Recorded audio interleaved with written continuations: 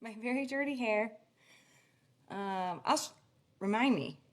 I'll show you my outfit. It has been a week, y'all, and I don't say y'all. I'm not from Texas. I don't know why that just came out of my mouth. It has been an insane week, and I'm at home with a long to-do list, and but I have had this teach in my brain for quite a while. Hi, Brookie.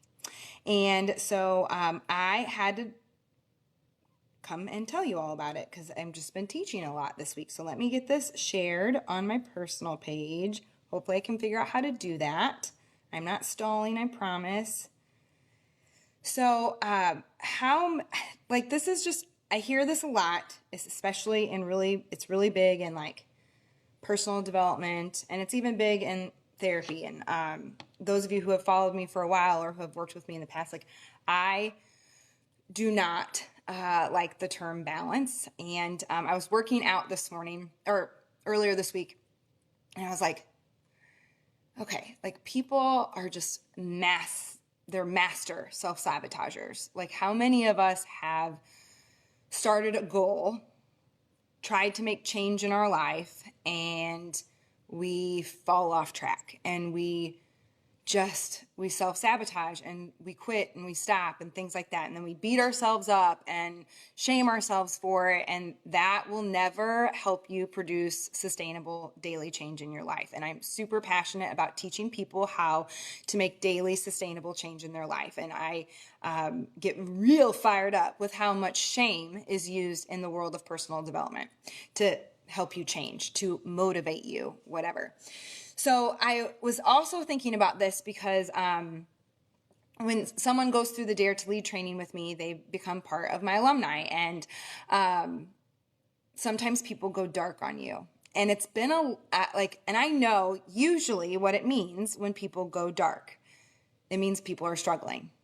And they feel shame about it. They don't want to admit it. And they have been meaning to reach out and ask for help or to start over. And so they're struggling with that accountability, and shame tells them to keep quiet and that they're alone and that they're not good enough. And so they go dark on me. So when I was working out, I was thinking about this, and it brought me to like some of my mainstream teaches that I always do. There's no such thing as balance. I believe balance is undulating between the two extremes. Your magic, your healing, your growth, your ability to maintain sustainable change in your life, especially in how full life is probably in the middle between those two extremes. Truly.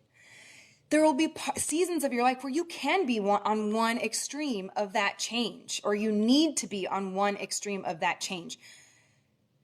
To really maintain true change in your daily life, it probably needs to be in the tension of both, in the middle, in the permission of the and.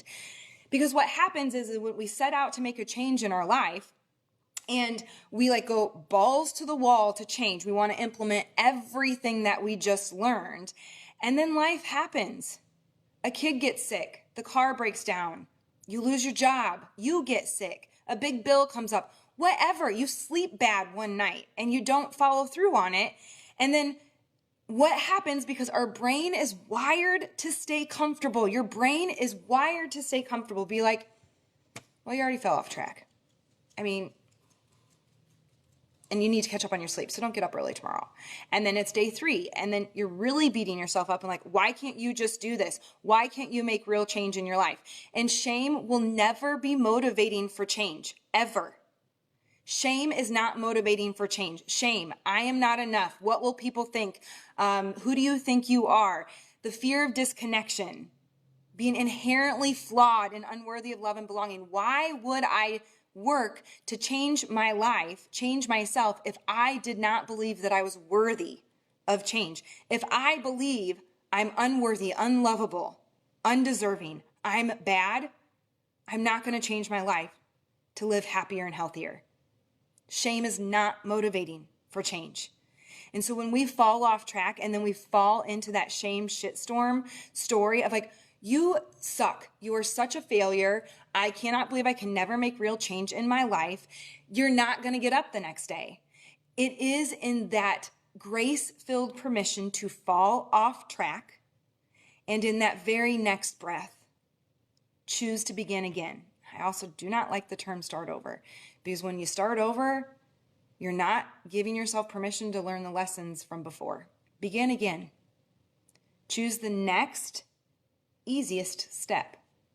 Not perfect step, maybe not even right step. Choose the next easiest step and begin again.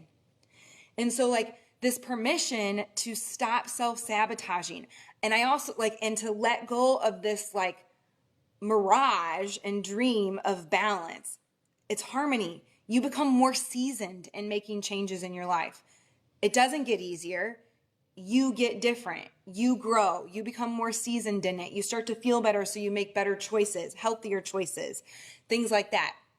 And so like that messy middle, like when I was working out and I was like, I decided to change my life years ago after the deepest, darkest hole of my life, after we ended our infertility journey without kids. It's World Childless Week. I don't like the word childless. I just don't. I'm childless, not by choice. Child-free, not by choice. But like, I had to dig my way out of the deepest, darkest hole of grief ever. And I didn't start with a 2-hour morning routine at 5 a.m. and then a 30-minute nighttime routine and then like breaks during the day. That's not where I started. I didn't go total 100 miles per hour to make change because I was that broken. I started with 5 things on a Post-it note and I crossed those things off every single morning. And 4 of those things were human obligations, because when you're in the deepest, darkest hole of your life, or you've never practiced self-care before, or you've never seen anybody practice self-care before, you first probably need to start with human obligations. Eat, sleep, move your body. Eat, sleep, move my body, and drink my water. And then I would color every day, right? So like I started with a Post-it with 5 things. And so like I lived in that messy middle. I chose to not do nothing. And I chose to not damn myself knowing that I would self-sabotage if I went all the way to the other extreme. Find your mess. Find your magic in the gray area, in the permission of the and. Find it in the middle. I have maintained workouts because in a lot of seasons of my life, I give myself permission to work out 14 minutes a day to a nap. I still enjoy some great food and wine, and I feed my body medicine a majority of the time. I live in that messy middle, okay? So what would it be like for you today, no matter, I knew this would happen. Hey, I am teaching. Stop it. Oh, it's the mailman. Let's hope that they don't see the actual truck. Gertie. It's okay. Okay. I just keep it professional here. I'll show you my outfit. I'm real professional today. By the way, I love this shirt. My turn, kids. Mine says, "Just you wait and CEO." It's like, I love it. Just go check them out. I'll post in the comments below. But I want you today, like whatever I don't want to say goal, whatever the change is that you are needing to make in your life, what do you need to do today to take one step forward in it? Not the 10 steps that are at the achieved change, right? Because most likely you'll self-sabotage that and life will happen. What would it look like for you to find your messy middle harmony?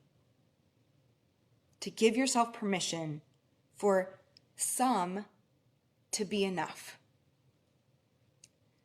and not buy into the lies that it has to be all or nothing. So many of us sabotage because of the lie of all or nothing, whether or not you're in business or you're parenting or you're trying to make a healthy change in your life. All or nothing is very difficult to achieve. Give yourself permission to live in the and. It'll change your life. So that's what I got for you today. It's been bugging me all week, so whatever. If you obviously, I I always appreciate if you feel called to share this with a comment about what you learned from it. That is how people find my platform. And there's no shortage of content on my YouTube channel and my website. So I will show you my outfit. I will. So my shirt's from, you get to see my messy house too. My shirt's from My Turn Kid, my friend Meg. I danced with her at Truman. They have amazing shirts, and they have lots of styles, and they're so soft, and they're just adorable. So, okay, look. I don't know if you'll be able to see it. I got technically leggings on, but my friend Kelly sent me these amazing slippers from Costco. If you have a Costco, you have to go.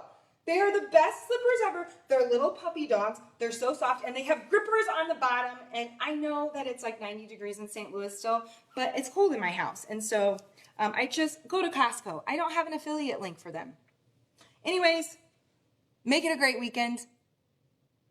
I'd love to hear what you think about this concept, this teach, and please share. So thank you.